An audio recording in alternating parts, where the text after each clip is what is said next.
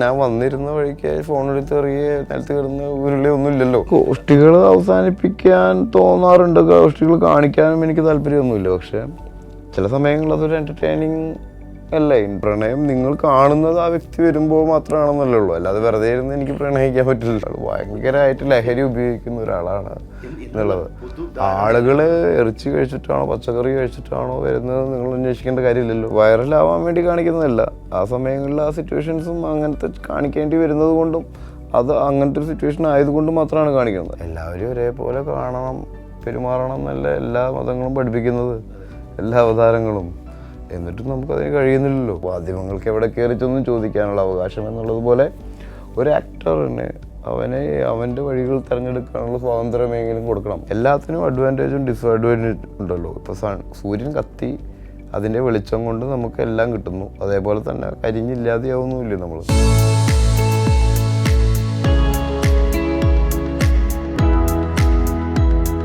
ഇന്ന് നമുക്കൊപ്പം happy to മീറ്റിൽ മലയാളികളുടെ പ്രിയപ്പെട്ട താരം ഷൈൻ ടോം ചാക്കോ.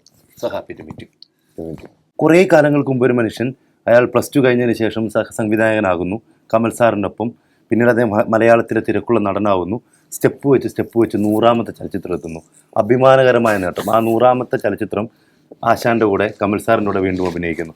എത്രത്തോളം സന്തോഷത്തിലാണ് ഷൈൻ ടോം ചാക്കോ?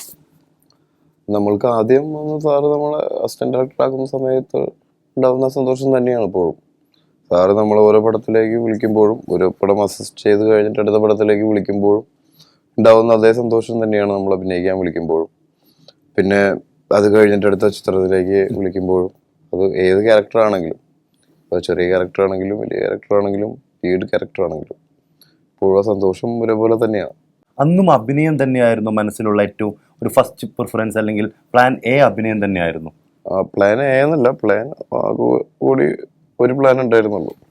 ABC ഒന്നും ഇല്ല, ഒറ്റ പ്ലാനുള്ള അഭിനയം എന്നുള്ളത്. അതിന് പക്ഷേ അഭിനയിക്കാനായിട്ട് നമുക്ക് ഇപ്പോൾ പുറത്ത് നിൽക്കുന്ന ഒരാൾക്ക് ഡയറക്ടറോട് അവസരം ചോദിക്കുക എന്നുള്ളത് മാത്രമാണല്ലോ ഒരു ഓപ്ഷൻ. ഡയറക്ടർ സെലക്ട് ചെയ്യുമ്പോൾ നമുക്ക് അതിൽ അഭിനയിക്കാൻ പറ്റും, ഡയറക്ടറും പ്രൊഡക്ഷനൊക്കെ. അപ്പം അതല്ലാതെ വേറൊരു ഓപ്ഷനും ഒരു ആക്ടറിനെ സംബന്ധിച്ചില്ല ആദ്യമായിട്ട് വരുന്നവർക്ക്. അപ്പോൾ +2 കഴിഞ്ഞൊരു പയ്യനെ സംബന്ധിച്ച് അവന് പടത്തിൽ ഒരു ചാൻസ് ചോദിച്ചാൽ എത്രത്തോളം ക്യാരക്ടർ കിട്ടും എന്നുള്ളത് നമുക്കറിയാമല്ലോ. നമ്മുടെ സിനിമയിൽ എത്രത്തോളം അങ്ങനെ ഒരു ചെറുപ്പക്കാരനെ അല്ലെങ്കിൽ അങ്ങനെ ഒരു പയ്യന് എന്ത് ചാൻസ് കിട്ടാൻ ചാൻസ് ഉണ്ട്, അത് വളരെ വിരളമാണ് ആ ക്യാരക്ടർ. അപ്പോൾ പടത്തിൽ പൂർണ്ണമായി നിന്ന് വർക്ക് ചെയ്യുക ആറ്റ്മോസ്ഫിയറിൽ തന്നെ.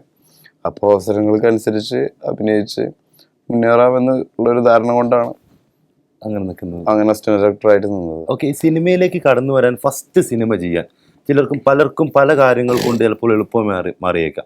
പക്ഷേ സിനിമയിൽ തുടർന്നു പോവുക, കൃത്യമായ അവസരങ്ങൾ ലഭിക്കുക, ടൈപ്പ് കാസ്റ്റ് ചെയ്യപ്പെടാതെ സിനിമയിൽ മുന്നോട്ട് പോവുക, ജീവിതത്തിൽ ഏറ്റവും ഒരു മുന്നോട്ട് പോവുക എന്നുള്ളത് ഒരല്പം കൂടുതൽ ബുദ്ധിമുട്ടുള്ള കാര്യമല്ലേ? അങ്ങനെ തോന്നിയിട്ടുണ്ട്? നമുക്ക് ബുദ്ധിമുട്ടില്ല ഇതില്, ഒരു അനിശ്ചിതത്വം മാത്രമാണുള്ളൂ അവിടെ. അതൊരു ബുദ്ധിമുട്ടല്ല നമ്മളെ സംബന്ധിച്ച്. നമുക്ക് രാത്രിയും പകലും എത്ര ദിവസം വേണമെങ്കിലും അടുപ്പിച്ചൊന്ന് വർക്ക് ചെയ്യാം, അതിലൊരു ബുദ്ധിമുട്ടുമില്ല. പക്ഷെ ഈ അതിലെ താല്പര്യം കുറയാതെ നമുക്ക് കാത്തിരിക്കുക എന്ന് പറയുന്ന ഒരു സാധനം ഉണ്ടല്ലോ. ഇനി എനിക്ക് നല്ല ക്യാരക്ടേഴ്സ് കിട്ടും, അടുത്ത നല്ല ക്യാരക്ടർ കിട്ടും, അടുത്ത നല്ല ക്യാരക്ടർ കിട്ടും, അടുത്ത പടം കിട്ടും എന്ന് പറയുന്നത്, ആ കാത്തിരിപ്പ് ഒരു കഷ്ടത മാത്രമേ ഉള്ളൂ. അതിനൊരു കഷ്ടപ്പാടാണ്, ആണെന്ന് നമുക്ക് പറയാനില്ല. കാരണം നമുക്ക് വേറെ ഒന്നും ചെയ്യാനില്ല. അപ്പൊ നമുക്ക് ഉള്ള സമയത്തോളം അതിനു വേണ്ടി മാത്രം ഒഴിഞ്ഞു വെച്ചിട്ടുള്ളതാണ്. അഭിനയത്തിന്റെ കാര്യത്തിൽ ഞാൻ ഓക്കെ ആണെന്നൊരു തോന്നലുണ്ട്, ഒരു സെൽഫ് സാറ്റിസ്ഫാക്ഷന്റെ മൊമെന്റ് ഏത് സിനിമയിലാണ്? നമുക്ക് അഭിനയിക്കാൻ താല്പര്യമുണ്ട്, അഭിനയിക്കാൻ സാധിക്കുമെന്നുള്ള ഒരു തോന്നലിൽ നിന്നാണ് ഞാൻ ആദ്യമായിട്ട് സാറിനെ കാണാനായിട്ട് നമ്മളുടെ സമയത്ത് ഇറങ്ങി തിരിച്ചത്. അതില്ലെങ്കിൽ ഒരിക്കലും നമ്മൾ ഇറങ്ങി തിരിക്കില്ലല്ലോ. പിന്നീട് നമുക്കത് തെളിയിക്കേണ്ട അവസരങ്ങളാണ്. അതിനെ പറ്റിയ സന്ദർഭങ്ങളും അതിന് പറ്റിയ ക്യാരക്ടേഴ്സും കിട്ടുമ്പോൾ നമ്മൾ അത് ആ സമയം കറക്റ്റായിട്ട് യൂസ് ചെയ്യുക എന്നുള്ളത് മാത്രമാണ്. ആ കോൺഫിഡൻസിന്റെ മുകളിലാണ്, അല്ലെങ്കിൽ ഇതിലും കോൺഫിഡൻസിന്റെ മുകളിലാണ് നമ്മൾ ഇറങ്ങിത്തിരിക്കുന്നത്. പിന്നീട് ഒരു പടം കഴിയുമ്പോൾ ആളുകൾ നമ്മുടെ അടുത്ത് വന്ന് പറയുന്നു ക്യാരക്ടർ നന്നായി ചെയ്തു എന്ന് പറയുന്നതാണ് പിന്നീട് നമുക്ക് അതിൽ നിന്ന് അടുത്ത ക്യാരക്ടറിലേക്ക് പോകാനുള്ള ഊർജ്ജം തരുന്നത്.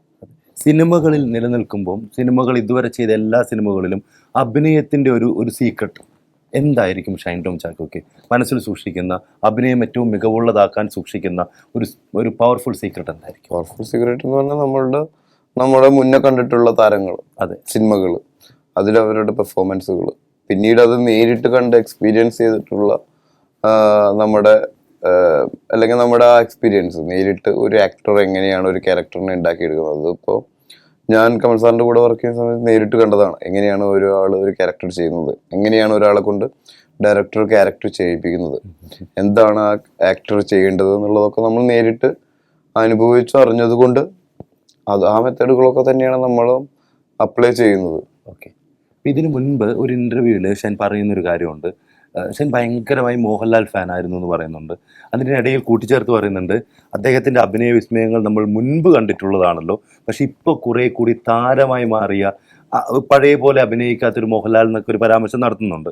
അപ്പം അതിനുശേഷം വീണ്ടും ഇപ്പം നേരൊക്കെ ഇറങ്ങി അദ്ദേഹം തിരിച്ചു വന്നു എന്നൊക്കെ കേൾക്കുമ്പോൾ അത് ആ നേരിട്ട് കണ്ട് മനസ്സിലാക്കി നമ്മൾ അഭിനയം ഇങ്ങനെ പഠിച്ച ഒരാളെ വീണ്ടും തിരിച്ചു വന്നു ഒക്കെ കേൾക്കുമ്പോഴുള്ള സന്തോഷവും അതിനുള്ള അനുഭവം എത്രത്തോളം വലുതായിരിക്കും? താരമായി എന്ന് പറയുന്നത് അയാളുടെ ചുറ്റും നടക്കുന്ന ബിസിനസ് കൂടി കഥാപാത്രങ്ങളെക്കാൾ കൂടുതൽ താരത്തെയാണ് യൂസ് ചെയ്യുന്നത്. അതെ, കൂടുതലും. മറ്റ് സേതുമാധവൻ എന്ന് പറയുന്ന ക്യാരക്ടർ കിരീടത്തിൽ വരുന്ന സമയത്ത് തിയേറ്ററിലുള്ളവരെല്ലാവരും, ഞാനടക്കം എല്ലാവരും, കിരീക്കാടൻ ജോസിനെ ഇടിച്ചു തോൽപ്പിക്കാൻ സേതുമാധവനെ പറ്റില്ല എന്ന് നമുക്ക് വളരെയധികം നന്നായിട്ട് അറിയാം. എന്നിട്ടും സേതുമാധവൻ ലാസ്റ്റ് കിരീക്കാടൻ ജോസിന്റെ കയ്യിൽ കിട്ടി കത്തിയെടുത്ത് കുത്തി മലർത്തുന്നിടത്തും അല്ലെങ്കിൽ അച്ഛനെ എതിരെ ചെയ്തതിന് പ്രതികാരം ചെയ്യുന്നിടത്തുമാണ് നമ്മൾ ആ പടം വിജയിക്കുന്നതും ആ കഥാപാത്രം വിജയിക്കുന്നതും ആ താരം നമ്മുടെ ഉള്ളിൽ കൂടുതൽ ശക്തമായിട്ട് വളരുന്നതും. പക്ഷേ താരമാവുന്ന സമയങ്ങളിൽ തുടക്കം മുതലേ നമുക്കറിയാം താരം എല്ലാവരെയും കീഴ്പ്പെടുത്തുകയും ലാസ്റ്റ് വിജയം വരിക്കുകയും, ആ ഒരു വ്യത്യാസം ലാലേട്ടനെ ആണെങ്കിലും ഏത് താരത്തെയാണെങ്കിലും ഏത് ആക്ടറിനെ ആണെങ്കിലും കണ്ടുകൊള്ളുന്ന ഒരാൾക്ക് അത്രയ്ക്ക് അങ്ങോട്ട് മുന്നേ കണ്ടിരുന്നത് പോലെ എൻജോയ് ചെയ്യാൻ പറ്റില്ല. കാരണം ഞാൻ പടം കണ്ടിട്ടുള്ളതും താരങ്ങളെ സിനിമയിൽ കാണുന്നില്ല, കഥാപാത്രങ്ങളെ മാത്രമാണ്. അത് ക്ലിപ്പാണെങ്കിലും ചിത്രമാണെങ്കിലും അമരാണെങ്കിലും എന്തും താരത്തെ അല്ല നമ്മൾ കാണുന്നത്, നമ്മൾ കഥയും കഥാപാത്രങ്ങളെ മാത്രമാണ്. അത് വിട്ട് താരമാവുമ്പോൾ നമ്മൾക്ക് അത്രയധികം രസകരമല്ല. അത് ചില താരചിത്രങ്ങൾ പോലെ അല്ല ഇപ്പോഴും താരം ഒരു ആക്ടർ താരമായിട്ട് നിന്ന് പെർഫോം ചെയ്യുന്ന സമയത്ത്. പക്ഷെ അവരെ സംബന്ധിച്ച് അവരുടെ ബിസിനസ് വളരുന്ന സമയത്ത് അങ്ങനത്തെ ചിത്രങ്ങൾ ചെയ്ത് മുന്നോട്ട് പോകാനും പറ്റുള്ളൂ. ഒരു ഇൻഡസ്ട്രിയെ സംബന്ധിച്ച് ഒട്ടും താല്പര്യമില്ലാത്തൊരു സിനിമ ഇതുപോലെ ചിലപ്പോൾ ഒക്കെ പറയേണ്ട ഒരു അവസ്ഥ ഷൈൻ ടോം ചാക്കോ എന്ന വ്യക്തിക്ക് വന്നിട്ടുണ്ട്. ഉണ്ടാവും. കാരണം നമുക്ക് ഓപ്ഷൻസ് ഇല്ല. അതിന്റെ റീസൺ എന്തായിരിക്കും? ഒരു പക്ഷേ ഓപ്ഷൻസ് ഇല്ല, പക്ഷെ നമുക്ക് വർക്ക് ചെയ്യണം. നിലനിൽപ്പിന് വേണ്ടിയിട്ടല്ല, നമുക്ക് വർക്ക് എന്ന് പറയുന്ന സാധനമാണ് ആദ്യം ഉണ്ടാവേണ്ടത്. അതിന് ശേഷമാണല്ലോ നമുക്ക് ഡിമാൻഡ് ചെയ്യാൻ പറ്റുള്ളൂ. നമ്മൾ വർക്കില്ലാതെ നല്ല കഥയും കഥാപാത്രങ്ങളും നോക്കി ഇരിക്കുന്നതിൽ കാര്യമില്ലല്ലോ. നമുക്ക് ഡെയിലി ചെയ്യാനായിട്ട് നമുക്ക് ഇഷ്ടപ്പെട്ട ജോലി ഉണ്ടാകണം. അതിനാണ് പ്രാധാന്യം. ജോലിക്ക് ശേഷമാണല്ലോ നമുക്ക് ആ ജോലിക്ക് വേണ്ടിയിട്ടുള്ള തിരഞ്ഞെടുപ്പുകളാണ് ഇതൊക്കെ. അപ്പോൾ അവിടെ വേറെ ഓപ്ഷനൊന്നും ഇല്ലാത്ത സമയങ്ങളിൽ നമ്മൾക്ക് ജോലി എന്ന് പറയുന്ന രീതി അല്ലെങ്കിൽ നമുക്ക് ചെയ്യാൻ ഇഷ്ടമുള്ള സംഭവം എന്ന രീതിയിൽ നമ്മൾ അതിനെ ചൂസ് ചെയ്തേ പറ്റും. ഈ ഷൈൻ ടോം ചാക്കോന്റെ എനിക്ക് ഏറ്റവും ഫേവറേറ്റ് ആയിട്ടുള്ളൊരു കഥാപാത്രം എന്ന് പറഞ്ഞാൽ കുറുപ്പിലെ കഥാപാത്രമാണ്. നിങ്ങൾ സിഗരറ്റ് വലിക്കുമ്പോൾ നിങ്ങൾ കയ്യിൽ തീ കൊണ്ടിങ്ങനെ തട്ടിക്കളഞ്ഞിട്ട് തിരിച്ചിറങ്ങി വരുമ്പോൾ എനിക്ക് ദേഷ്യം വന്നിട്ടുണ്ട്, നിങ്ങൾക്ക് ടൊർണം പൊട്ടിച്ചാലോ എന്നൊക്കെ തോന്നിയിട്ടുണ്ട്. അത്രമാത്രം മികച്ചൊരു കഥാപാത്രമായിരുന്നു. പക്ഷേ അഭിനയത്തിൻ്റെ കാര്യത്തിൽ സ്റ്റെപ്പ് ബൈ സ്റ്റെപ്പായിട്ട് ഓരോ സിനിമ കഴിയുമ്പോഴും ഷൈൻ ടോം ചാക്കോ എന്ന ആക്ടർ വളരുമ്പോഴും കുറേ പേരൊക്കെ ഷൈൻ ടോം ചാക്കോവിനെ ഈ പദം ഒരു വൈറലായ സോഷ്യൽ മീഡിയയിൽ വൈറലായ ഒരു തരത്തിലൊരു കോമാളിയെ ചിത്രീകരിക്കുന്ന രീതിയിലൊക്കെ ശ്രദ്ധിച്ചിട്ടില്ല. ഞാനത് അറിഞ്ഞിട്ടുണ്ട്, സോഷ്യൽ മീഡിയയിലൂടെ അറിഞ്ഞിട്ടുണ്ട്. അത്തരം തോട്ട് പ്രോസസ്സുകൾ ചുറ്റും നടക്കുമ്പോൾ എന്താണ് ഷൈനിന് തോന്നാറ്? അല്ല, സോഷ്യൽ മീഡിയയിലൂടെ അത് മാത്രമല്ല നടക്കുന്നത്. അതുകൊണ്ട് അത് തന്നെയാണ് ഷൈനിന് ഒരു കോമാളിയെ ചിത്രീകരിക്കുന്നുണ്ട്, അല്ലെങ്കിൽ ഇന്റർവ്യൂകളിൽ കാണുന്ന ഷൈൻ അഭിനയത്തെ മാറ്റി. ഇത്രയധികം ഇന്റർവ്യൂകൾ ഒരാൾ കൊടുക്കുമ്പോൾ തന്നെ ഒരാൾക്ക് ഇറിറ്റേറ്റഡ് ആവില്ല. നമ്മൾ ഇന്റർവ്യൂകൾ കൊടുക്കാനായിട്ട് വന്നിട്ടുള്ള ഒരാളല്ല ശരിക്കും. ഇന്റർവ്യൂ കൊടുക്കുക എന്നുള്ളതല്ല എൻ്റെ സ്വപ്നവും അല്ലെങ്കിൽ എനിക്ക് ഇഷ്ടമുള്ള കാര്യം. നമ്മൾ ചെയ്യുന്ന ചിത്രങ്ങളിൽ നമ്മുടെ ചിത്രത്തിന്റെ പ്രൊമോഷന്റെ ഭാഗമായിട്ട് നമ്മൾ ഇന്റർവ്യൂകൾ കൊടുക്കേണ്ടി വരുന്നതാണ്.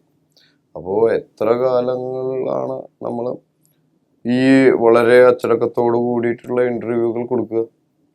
അതിനൊരു പരിമിതി ഉണ്ടല്ലോ. ഞാൻ ആലോചിക്കുന്നുണ്ട്, ഈ ഇന്റർവ്യൂയുടെ ഈ തുടക്കം മുതൽ ഈ സമയം വരെ സാധാരണ ഇന്റർവ്യൂകൾ കാണുന്ന ഒരു ഷൈൻ ടോം ചാക്കോനെ ഞാൻ കണ്ടിട്ടില്ല.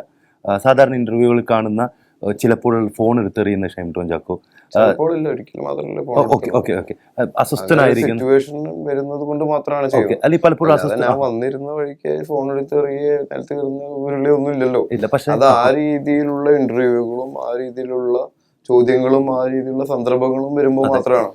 എല്ലാത്ത രീതികളിലും ഞാൻ അങ്ങനെ പെരുമാറേണ്ട കാര്യമില്ലല്ലോ. ഒരു സിനിമയിൽ അഭിനയിച്ചു കഴിയുമ്പോഴും അതിനുശേഷം ആ സിനിമയുടെ വിജയത്തിനായി വീണ്ടും പ്രൊമോഷൻ ഇന്റർവ്യൂസുകൾ കൊടുക്കുക, അതിനുവേണ്ടി പ്രൊമോഷനായി നടക്കുക, അതൊരു തരത്തിൽ അലോസരപ്പെടുത്തുന്ന കാര്യമായി മാറുന്നുണ്ടല്ലേ ഇപ്പോൾ? മാറുന്നുണ്ട്. തുടർച്ചയായിട്ട് ഇന്റർവ്യൂകൾ കൊടുക്കുന്ന സമയത്ത് നമ്മൾ പറഞ്ഞ കാര്യങ്ങൾ തന്നെയാണ് വീണ്ടും ആവർത്തിക്കുന്നത്. കാരണം പുതിയ ചോദ്യങ്ങൾ ഉണ്ടാവുന്നില്ല.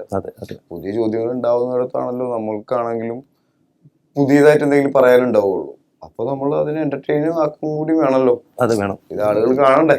ഇത് കാണാൻ തുടങ്ങിയത് ഇങ്ങനത്തെ ഗോഷ്ഠികൾ കാണിക്കുമ്പോഴാണല്ലോ. ആ ഗോഷ്ഠികൾ അവസാനിപ്പിക്കണം എന്നുള്ളൊരു തോന്നൽ ഒരിക്കലും തോന്നിയിട്ടില്ല. ഗോഷ്ഠികൾ അവസാനിപ്പിക്കാൻ തോന്നാറുണ്ട്. ഗോഷ്ഠികൾ കാണിക്കാനും എനിക്ക് താല്പര്യമൊന്നുമില്ല. പക്ഷെ ചില സമയങ്ങളിൽ അതൊരു എന്റർടൈനിങ് അല്ലേ.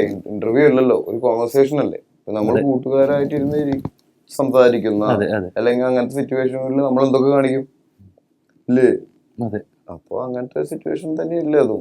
അല്ലാതെ ചോദിക്കുന്ന ചോദ്യത്തിന് മാത്രം ഉത്തരം പറയുന്നു, പിന്നീട് ചോദിക്കുന്ന ചോദ്യത്തിന് മാത്രം ഉത്തരം പറയുന്നു. അങ്ങനെ എത്ര നേരമായിരിക്കും? ഒരു ബോറടി ആവൂലേ? ബോറടി കാണുന്നവർക്കാണ്. അത് ഒഴിവാക്കാൻ വേണ്ടിയിട്ടാണ് അവരെ എൻഗേജ് ആവുമല്ലോ കുറ്റം പറയാനാണെങ്കിലും. പക്ഷെ ഷൈൻ ടോം ചാക്കോ എന്ന വ്യക്തി സംസാരിക്കുന്ന വാക്കുകൾ, പറയുന്ന കാര്യങ്ങൾ അത് അർത്ഥവത്തായ വാക്കുകളാണെന്നും പറയുന്നതിൽ കാര്യമുണ്ടെന്നും പലപ്പോഴും എനിക്ക് തോന്നിയിട്ടുണ്ട്. അപ്പോൾ കേട്ടിരിക്കുന്ന ആൾക്കാർക്ക് തങ്ങളുടെ വാക്കുകളിൽ ആകർഷകരായിക്കൂടെ? വാക്കുകളിൽ ആകൃഷ്ടരാവുകയാണെങ്കിൽ ഇതിൽ നന്നായി വാക്കുകളിൽ ആകൃഷ്ടരാവാൻ മാത്രം സംസാരിച്ചിട്ടുള്ള ആളുകളുണ്ടല്ലോ. അത് സമയങ്ങളിലൊന്നും അവര് അതിൽ ആകൃഷ്ടരാവുകയോ അല്ലെങ്കിൽ അതുവഴി ജീവിതത്തിൽ മാറ്റങ്ങൾ ഉണ്ടാവുകയോ ചെയ്യുന്നില്ലല്ലോ. സോഷ്യൽ മീഡിയയിൽ പോസ്റ്റുകൾ കാണിക്കേണ്ട ഒരു ഗതികേട് എല്ലാ സെലിബ്രിറ്റികൾക്കും ഉണ്ടാവുന്ന ഒരു കാലമാണോ ഇത് ശരിക്കും? പോസ്റ്റുകൾ കാണിക്കണമെന്നില്ല, പക്ഷെ എന്തെങ്കിലും കാണിക്കണം. വൈറലാവാൻ വേണ്ടി കാണിക്കുന്നതല്ല. ആ സമയങ്ങളിൽ ആ സിറ്റുവേഷൻസും അങ്ങനത്തെ കാണിക്കേണ്ടി വരുന്നത് കൊണ്ടും അത് അങ്ങനത്തെ ഒരു സിറ്റുവേഷൻ ആയതുകൊണ്ട് മാത്രമാണ് കാണിക്കുന്നത്. അല്ലാതെ വൈറലാവാൻ വേണ്ടിയിട്ടല്ല. നമ്മൾ ഇന്റർവ്യൂ വൈറലാക്കാൻ ഒരിക്കലും ആഗ്രഹിക്കുന്നില്ല. സിനിമയാണ് വൈറലാക്കാൻ ആഗ്രഹിക്കുന്നത്. വിവേകാനന്ദൻ വൈറലാണെന്നുള്ള സിനിമ ഒരുപക്ഷെ അതിൻ്റെ ഇടയിൽ ആ ട്രെയിലർ ഞാൻ കണ്ടപ്പോൾ ട്രെയിലറിൻ്റെ ഇടയിൽ ഒരു ഭാഗമുണ്ട്. അത് ഒരുപക്ഷെ ഒരു മാരിറ്റൽ റേപ്പിൻ്റെയൊക്കെ എന്ന് തോന്നുന്ന വിധത്തിലുള്ള ഒരു രംഗം സംഭവിക്കുന്നുണ്ട്. അത്തരത്തിൽ വളരെ സീരിയസ് ആയ ഒരു വിഷയത്തെ കൈകാര്യം ചെയ്യുന്ന എന്നാൽ ഒരല്പം കൂടുതൽ തമാശകളുള്ള ഒരു സിനിമയെ അങ്ങനെ വ്യാഖ്യാനിക്കാൻ പറ്റുമോ? വളരെയധികം തമാശകളുള്ള അല്ലെങ്കിൽ അങ്ങനത്തെ സിറ്റുവേഷൻസ് നമ്മൾ ചെയ്തിട്ടില്ല പടത്തിൽ.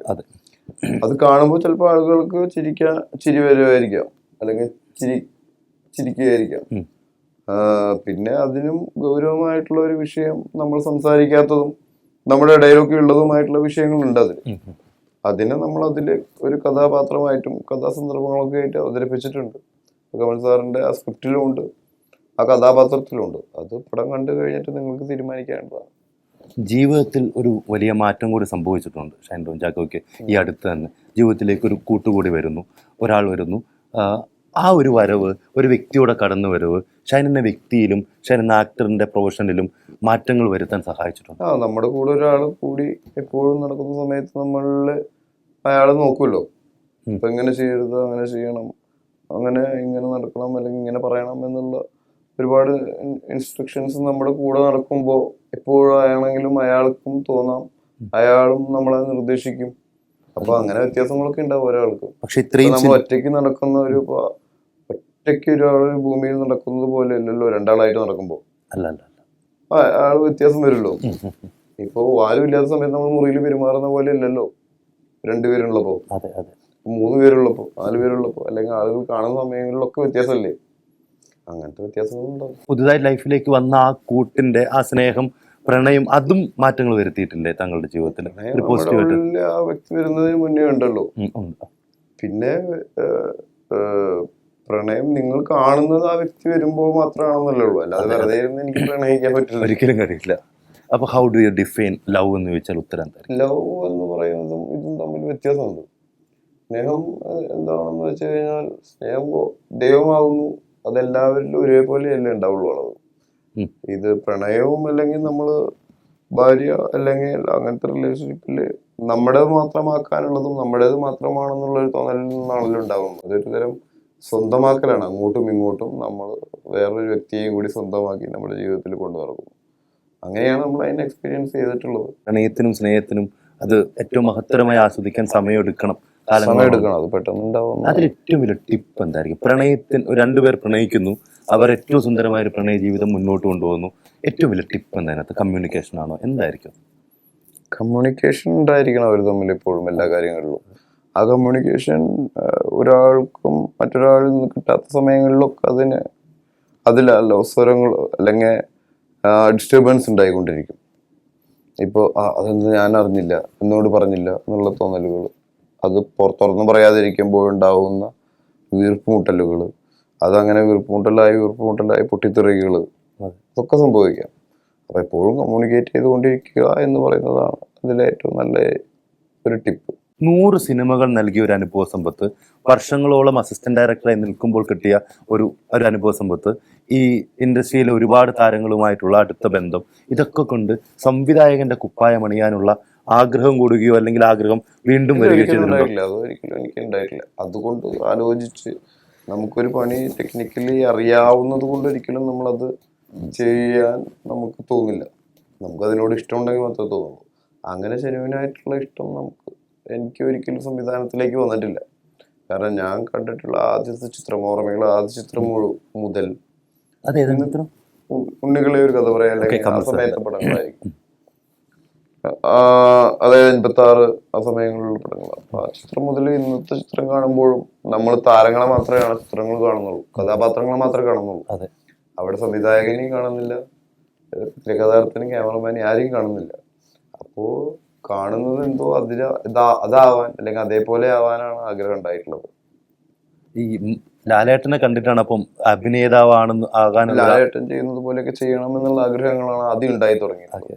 മമ്മൂക്കയിൽ നിന്ന് എന്താ പഠിച്ച ഏറ്റവും കൂടുതൽ? മമ്മൂക്കയിൽ നിന്ന് കുറച്ചുകൂടി കാലം കഴിയും തോറും, അതായത് ഓരോ ക്ലാസ് കഴിയും തോറും നമുക്ക് മമ്മൂക്ക ചെയ്യുന്ന കഥാപാത്രങ്ങളിൽ അട്രാക്റ്റഡ് ആവാൻ തുടങ്ങി. അതെ, കാരണം അമരം പോലത്തെയും നായർ സാബ്, അയ്യർ ദി ഗ്രേറ്റ്, അല്ലെങ്കിൽ ന്യൂഡൽഹി പോലുള്ള പടങ്ങളൊക്കെയാണ് പിന്നീട് മമ്മൂക്കയിലേക്ക് അട്രാക്ഷൻ വന്നത്. അതെ, കാരണം ഒരു വളരെ ചെറിയ കുട്ടി എന്നുള്ള രീതിയിൽ മോഹൻലാലിന്റെ അടികളും ഇടികളും കെട്ടിമറിയലുകളും തലകുത്തി മറിച്ചിലുകളും അല്ലെങ്കിൽ കളിയും ചിരിയൊക്കെയാണ് നമ്മളെ പെട്ടെന്ന് അട്രാക്റ്റഡ് ആവും. സാധാരണക്കാരനെ പോലുള്ള പെരുമാറ്റം, സാധാരണ കുട്ടികളെ പെട്ടെന്ന് ഇഷ്ടമാക്കുന്നതും കുട്ടികളിൽ ഇഷ്ടം ജനിപ്പിക്കുന്നതൊക്കെ. നമുക്ക് കുറച്ചും കൂടി സീരിയസ് ആയിട്ടുള്ള ക്യാരക്ടേഴ്സ് ആണ് അന്ന് ചെയ്തിരുന്നത്. അതുകൊണ്ടായിരിക്കാം നമ്മൾ അട്രാക്റ്റഡ് ആവാതിരുന്നത്. പക്ഷെ പ്രായം ചെല്ലും തോറും നമ്മളെ കൂടുതൽ അട്രാക്റ്റ് ആവുന്ന കഥാപാത്രങ്ങൾ പുള്ളി ചെയ്തിട്ടുണ്ടായിരുന്നു, അല്ലെങ്കിൽ ചെയ്തുകൊണ്ടിരിക്കുന്നുണ്ടായിരുന്നു. അപ്പോൾ അതിലേക്കും അട്രാക്ഷൻ വന്നു. ഭീഷ്മപർവ്വം ഇറങ്ങിയ സമയത്തെ ഒരു ബൈസെക്ഷൽ കഥാപാത്രമാണ് ഷൈൻ ടോം ചാക്കോന്റെ കഥാപാത്രം എന്നുള്ള കുറേ വായനകൾ സിനിമാ ലോകത്ത് സംഭവിച്ചിട്ടുണ്ടായിരുന്നു, ആസ്വാദകർക്കിടയിൽ സംഭവിച്ചിട്ടുണ്ടായിരുന്നു. ഇപ്പം നമ്മൾ കാതിലിറങ്ങി നിൽക്കുകയാണ്, ഒരു ഗേ റിലേഷനെ കുറിച്ചുള്ള സിനിമയാണ്. അതുപോലെ തന്നെ മലയാള സിനിമയിൽ പല രീതിയിലുള്ള പ്രണയങ്ങളെക്കുറിച്ചും ഇഷ്ടങ്ങളെക്കുറിച്ചും പ്രണയത്തിൻ്റെതായ റിലേഷൻഷിപ്പിൻ്റെ ഷെയ്ഡുകളെക്കുറിച്ച് സംസാരിക്കുന്നുണ്ട്. ഒരു പക്ഷെ കാലം കഴിഞ്ഞു പോകുമ്പോൾ ഇനിയും ഇത്തരത്തിലുള്ള സിനിമകൾ ആവർത്തിക്കപ്പെടുക തന്നെ ചെയ്യേണ്ടത്. കാരണം നമ്മൾ പണ്ട് കണ്ടിരുന്നതിനേക്കാൾ കൂടുതൽ സ്വയം ആണുങ്ങളെ ഇഷ്ടപ്പെടുന്നവരും പെണ്ണുങ്ങളെ ഇഷ്ടപ്പെടുന്നവരും നമ്മുടെ ചുറ്റും കാണുന്നുണ്ടല്ലോ. ഉണ്ട്. അപ്പൊ അത് കഥാപാത്രങ്ങളിലൂടെയും കഥകളിലൂടെയും സിനിമകളിലൂടെയൊക്കെ വരാം. അങ്ങനെ വരേണ്ട കാര്യമില്ല. കാരണം അവരെങ്ങനെ പലരും ഇപ്പോഴും മാർജിനലൈസ് ഒരു മാറ്റി നിർത്തുന്ന ഒരു സമൂഹമായിട്ട് അവർ നമുക്കിടയിൽ ജീവിക്കുന്നുണ്ടായിരിക്കും. അതേപോലെ തന്നെ അതല്ലാത്തവരെയും ഇതൊന്നും ഇല്ലാത്തവരെയും നമ്മൾ മാറ്റി നിർത്തുന്നില്ലേ? ഉണ്ട്. വേറെ രാജ്യക്കാരാണെന്ന് പറഞ്ഞ്, വേറെ നിറമുള്ളവരാണെന്ന് പറഞ്ഞ്, വേറെ ജാതിക്കാരാണെന്ന് പറഞ്ഞിട്ട്, അതേപോലൊക്കെ തന്നെയുള്ളൂ. എന്തായാലും മനുഷ്യന് ഇഷ്ടപ്പെടാത്തതും അല്ലെങ്കിൽ താല്പര്യമില്ലാത്തവരെ നമ്മൾ മാറ്റി നിർത്തില്ലേ? അവര് പ്രശ്നക്കാരനാണ് എന്ന് പറഞ്ഞ് മാറ്റി നിർത്തില്ലേ? എല്ലാവരും ഒരേപോലെ കാണണം, പെരുമാറണം എന്നല്ല എല്ലാ മതങ്ങളും പഠിപ്പിക്കുന്നത്, എല്ലാ അവതാരങ്ങളും. എന്നിട്ടും നമുക്കതേ കഴിയുന്നില്ലല്ലോ. ദൈവവിശ്വാസിയാണോ? ദൈവവിശ്വാസം എന്നുള്ളതല്ല, നമുക്കുണ്ടാകുന്ന വിശ്വാസം ഏതാണെങ്കിലും അത് നമ്മുടെ ഉള്ളിലുണ്ടാവുന്നതും നമ്മുടെ ജീവനുണ്ടാവുന്നതൊക്കെ നമുക്കറിയാത്ത ശക്തിയിൽ നിന്നല്ലേ. അപ്പൊ ആ ശക്തിയെ നമ്മൾ വിളിക്കുന്നതാണ് ദൈവം. ഇയാൾ ലഹരി വസ്തുക്കൾ വല്ലാണ്ട് ഉപയോഗിക്കുന്ന ഒരു മനുഷ്യനാണെന്നുള്ള ഒരു കാര്യം, അതിനെക്കുറിച്ച് അതങ്ങനെ തന്നെയാണ്, പുള്ളി ഭയങ്കര മോശമായി ചിലപ്പോൾ പെരുമാറിയേക്കാം എന്നൊക്കെ പറഞ്ഞിട്ടുണ്ട്. നിങ്ങൾ പറയുന്നത് എന്റെ കമന്റുകളിൽ നിന്നല്ലേ? അതെ. ഈ കമന്റ് ഇടുന്നവർ ആരെങ്കിലും എന്നെ നേരിട്ട് കണ്ടിട്ടുണ്ടോ? എന്നെ ഇത്രയും ആൾക്കാരെ ഇന്റർവ്യൂ ആരോടെങ്കിലും മോശമായിട്ട് പെരുമാറിയിട്ടുണ്ടോ? ഇല്ല ഇല്ല ഇല്ല. പിന്നെ എന്താ വസ്തുത? നിങ്ങളും അപ്പൊ അന്ധമായിട്ടുള്ള എന്തിനെയോ വിശ്വസിക്കുന്നില്ലേ? ഇല്ലാത്ത കാര്യങ്ങൾ വിശ്വസിക്കുന്നില്ലേ? എന്നായിട്ട് വർക്ക് ചെയ്തിരുന്നവർ, എന്നായിട്ട് ഇന്റർവ്യൂ ചെയ്തിട്ടുള്ള ആരോടും ഞാൻ മോശമായിട്ട് പെരുമാറിയിട്ടില്ല. എന്നിട്ടും നിങ്ങൾ ഇത് വിശ്വസിക്കും. നിങ്ങൾ ഇന്റർവ്യൂ ചെയ്യാൻ വരുമ്പോ ഇയാൾ ഭയങ്കരമായിട്ട് ലഹരി ഉപയോഗിക്കുന്ന ഒരാളാണ് എന്നുള്ള പൊതുധാരണയാണ്. ആളുകള് ഇറച്ചി കഴിച്ചിട്ടാണോ പച്ചക്കറി കഴിച്ചിട്ടാണോ വരുന്നത് നിങ്ങൾ അന്വേഷിക്കേണ്ട കാര്യമില്ലല്ലോ. ഇല്ല ഒരിക്കലും ഇല്ലല്ലോ. ഇല്ല. ഇതെല്ലാം ഇവിടെയുള്ള സാധനങ്ങളല്ലേ. അതെ. നിങ്ങൾക്ക് ഞാൻ എന്തെങ്കിലും ഉപദ്രവം ഉണ്ടാകുന്നുണ്ടോ? ഇല്ല. നിങ്ങൾ സാധാരണ സഞ്ചരിക്കുന്ന വഴിയിലൂടെ ആയിരിക്കില്ല ഞാൻ സഞ്ചരിക്കുന്നത്. അങ്ങനെ സഞ്ചരിച്ചു കഴിഞ്ഞാൽ ചെയ്യാൻ പറ്റുന്നതായിരിക്കില്ല ഞാൻ ചെയ്യുന്നത്. അല്ലേ? അപ്പൊ ഒരു ആക്ടർ എന്ത് വഴി കൂടെ നടക്കുന്നു, എന്ത് സാധനം കഴിക്കുന്നു, എന്ത് സാധനം കുടിക്കുന്നു എന്നുള്ളത് ചോദിക്കാനുള്ള അവകാശം നിങ്ങൾക്കില്ല. കാരണം ഓരോ പ്രൊഫഷനും അതിൻ്റെതായിട്ടുള്ള അവകാശങ്ങളുണ്ടല്ലോ. മാധ്യമങ്ങൾക്ക് എവിടെ കയറിച്ചൊന്നും ചോദിക്കാനുള്ള അവകാശം എന്നുള്ളത് പോലെ ഒരു ആക്ടറിന് അവന്റെ വഴികൾ തെരഞ്ഞെടുക്കാനുള്ള സ്വാതന്ത്ര്യമേങ്കിലും കൊടുക്കണം. എന്തായാലും കൊടുക്കണം. അല്ലെങ്കിൽ എങ്ങനെയാ അവൻ ക്യാരക്ടേഴ്സ് ചെയ്യുന്നു? വ്യത്യസ്തമായ ക്യാരക്ടറിലൂടെ പോകുമ്പോൾ ചിലപ്പോൾ അവൻ അവൻ്റെതായ മറ്റുള്ളവർ സഞ്ചരിക്കാത്ത വഴികളിലൂടെ സഞ്ചരിക്കണം. ഞാൻ അതിനെ വളരെയധികം റെസ്പെക്ട് ചെയ്യുന്നു, മാനിക്കുന്നു. ഏറ്റവും കൂടുതൽ ഹാപ്പി ആക്കുന്ന ഒരു മൊമെന്റ് എന്താണ്? ആളുകളെ കൂടുതൽ എന്റർടൈൻ ചെയ്യിപ്പിക്കാൻ പറ്റുന്നതും അവരെ കൂടുതൽ സന്തോഷകരമായിട്ടും സമാധാനപരമായിട്ടും ഇരുത്താൻ പറ്റുന്നതുമായിട്ടുള്ള സിറ്റുവേഷൻ. പക്ഷെ അത് വളരെ വിഷമം അല്ലെങ്കിൽ വളരെ ബുദ്ധിമുട്ടാണ്. കാരണം നമ്മളുകൊണ്ട് ഒരാൾക്ക് സമാധാനം കൊടുക്കാനും സന്തോഷം കൊടുക്കാനും വളരെ പാടാണ്. സംസ്ഥാന സ്കൂൾ കലോത്സവത്തിന് പോയി പുതിയ ഒരുപാട് പ്രതിഭകളെ കണ്ടിട്ടുണ്ട്. സിനിമകളിലേക്കൊക്കെ ഇനി അവരിലുള്ള പ്രതിഭകളൊക്കെ എത്തുമായിരിക്കും അല്ലേ? ആയിരിക്കും. കാരണം എൻ്റെ കുട്ടിക്കാലത്ത് സ്കൂൾ യുവജനോത്സവങ്ങളിൽ നിന്നാണ് സിനിമകളിലേക്ക് വന്നിരുന്നത്. നാടകത്തിനൊക്കെ ഫസ്റ്റ് കിട്ടിയിരുന്നു, സമ്മാനങ്ങൾ ലഭിച്ചിരുന്നു. നാടകത്തിന് കിട്ടിയിട്ടുണ്ട്.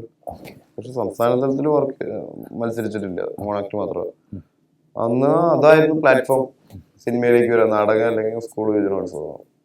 പക്ഷെ ഇന്ന് കുറച്ചും കൂടി അധികം പ്ലാറ്റ്ഫോമുകളുണ്ട്. ആളുകളെ ഇന്നിപ്പോ റീലുകൾ കണ്ടിട്ടാണ് അധികം ആളുകളെ സിനിമയിലേക്ക് എടുക്കുന്നത്. പക്ഷെ അതേ സോഷ്യൽ മീഡിയ തന്നെ പ്രശ്നങ്ങൾ സൃഷ്ടിക്കുന്നുണ്ടല്ലേ? എല്ലാത്തിനും അഡ്വാൻറ്റേജും ഡിസ്അഡ്വാൻറ്റേജും ഉണ്ടല്ലോ. ഇപ്പൊ സൂര്യൻ കത്തി അതിന്റെ വെളിച്ചം കൊണ്ട് നമുക്ക് എല്ലാം കിട്ടുന്നു. അതേപോലെ തന്നെ കരിഞ്ഞില്ലാതെയാവുന്നുമില്ല, നമ്മള് വെയിൽ കൊണ്ട് തളരുന്നുമില്ല. അപ്പൊ എന്തിനും അതിൻ്റെതായ അഡ്വാൻറ്റേജും ഉണ്ട് ഡിസ്അഡ്വാൻറ്റേജും ഉണ്ട്. ഇപ്പോഴും കുറേ ആളുകൾ സിനിമയ്ക്ക് വേണ്ടി തന്നെ പ്ലാൻ എ മാത്രം വെച്ച് പ്ലാൻ ബികളില്ലാതെ സികളില്ലാതെ കഷ്ടപ്പെടുന്നുണ്ട് സിനിമയ്ക്ക് വേണ്ടി. പക്ഷെ പലരും സിനിമാ നടന്മാരോ സിനിമയുടെ ഭാഗമോ ആകുന്നില്ല, നിരാശരായി പോകുന്നുണ്ട്. ഷൈൻ ടോം ചാക്കോ എന്ന അധ്വാനിച്ച് സിനിമയിലെത്തിയ ഒരു വ്യക്തിക്ക് എല്ലാവരും അധ്വാനിച്ചിട്ടാണ് എത്തുന്നത്. സമയത്തിന് വ്യത്യാസം. അതെ. അവരോട് പറയാൻ എന്തായിരിക്കും? അവര് ഓരോ ദിവസം കഴിയും തോറും അതിന്റെ ആവേശവും അല്ലെങ്കിൽ ആഗ്രഹവും കൂടാനേ പാടുള്ളൂ. അതൊരിക്കലും കുറയാൻ പാടില്ല. പിന്നീട് വേറെ ആളുകളെ ഒന്നും നമ്മളധികം കേൾക്കേണ്ട കാര്യമില്ല. കറക്റ്റ് സമയങ്ങൾ, അതായത് നമ്മുടെ പ്ലസ് പഠനം കഴിഞ്ഞ ഡിഗ്രി എത്രയും പെട്ടെന്ന് അങ്ങനെയുള്ളവരെത്തുക. കാരണം ഒരിക്കൽ നമ്മളൊരു ജോലിയിൽ പ്രവേശിക്കുകയോ ജീവിത പ്രാരാബ്ദങ്ങൾ എടുക്കുകയോ ചെയ്താൽ പിന്നീട് അവനൊരു തിരിച്ചുപോക്ക് വളരെ അസാധ്യമാണ്. പിന്നെ വളരെ ചുരുക്കമായിട്ടാണ് വേറൊരു പ്രായ കാലഘട്ടത്തിൽ നമുക്ക് ഇതിലേക്ക് എത്താൻ പറ്റുള്ളൂ. ഏറ്റവും നല്ല കാലഘട്ടം നമ്മൾ അങ്ങനെ ഒരു സ്ഥാനം അല്ലെങ്കിൽ ആ ജീവിത പ്രാരാബ്ദങ്ങൾ എടുക്കുന്നതിന് മുന്നേ അവിടേക്ക് എത്തിപ്പെടുക എന്നുള്ളതാണ്. എന്നാലും നമ്മുടെ സമയത്തിന് വേണ്ടി നമ്മൾ കാത്തിരിക്കണം. കാരണം എല്ലാവരും ജനിച്ച സമയവും മരിക്കുന്ന സമയവും സെയിം അല്ല. എല്ലാവർക്കും ഒരേപോലെ ആയിരിക്കില്ല സമയം. ഒരുപാട് സന്തോഷം കണ്ടത്.